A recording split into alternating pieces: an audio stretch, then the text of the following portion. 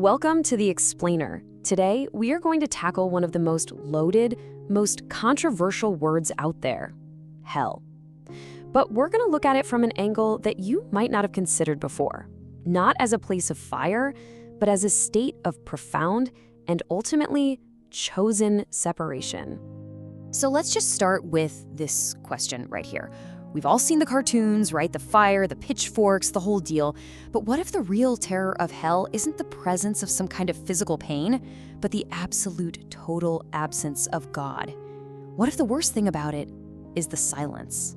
You know, on the one hand, you have the popular image that we all know, this idea of a divine torture chamber where God is actively punishing people.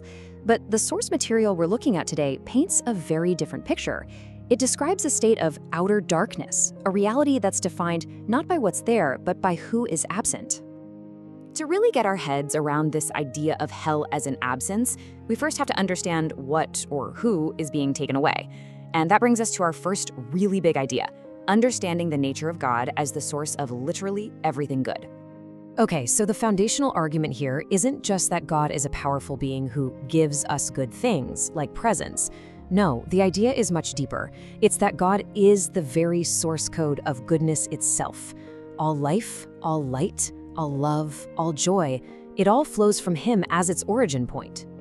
And the logic that flows from that is actually pretty simple, right? It just makes sense.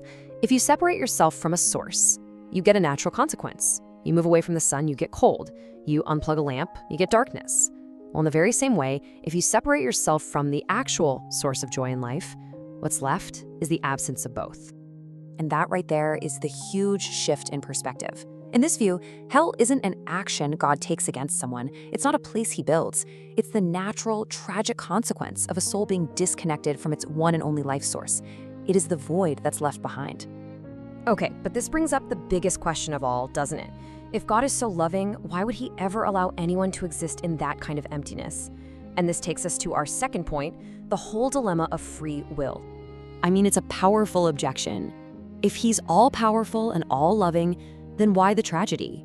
Well, according to the sources we're looking at, the answer lies in one of the most valuable and, frankly, dangerous things God has ever given to humanity, our free will.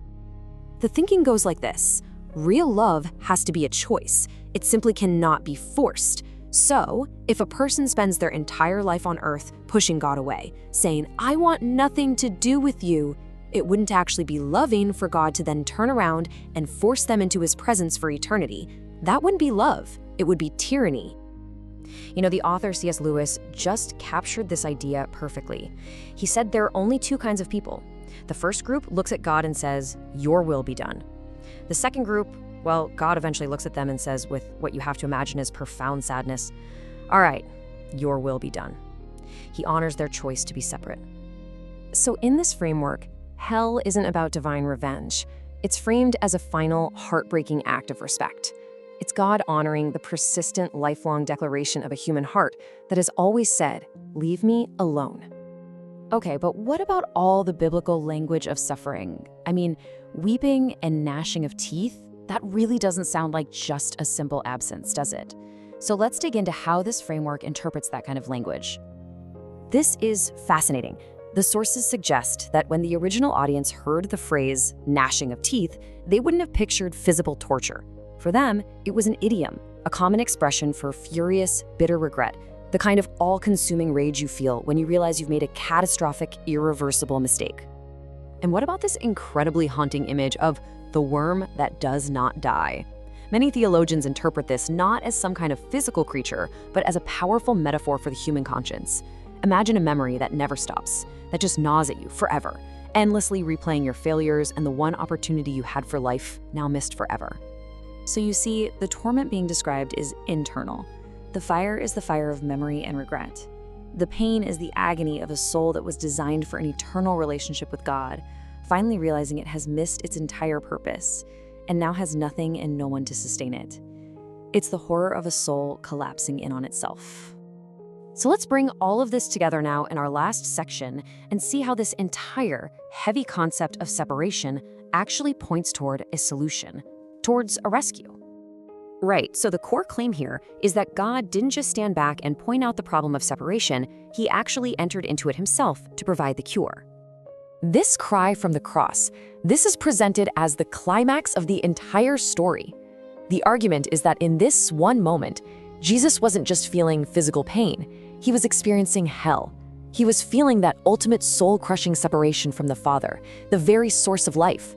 For the first time in eternity, he was feeling the silence.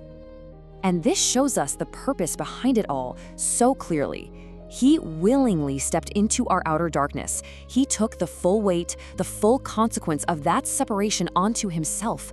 He endured the silence so that we could hear God's voice and feel his embrace. He took our hell so that we could have his heaven. And so that's where this leaves us. This entire perspective, it shifts the conversation about hell away from being about divine punishment, and it reframes it as a story about divine rescue. It leaves us with this final, deeply personal question about a love that would willingly endure that kind of silence for us.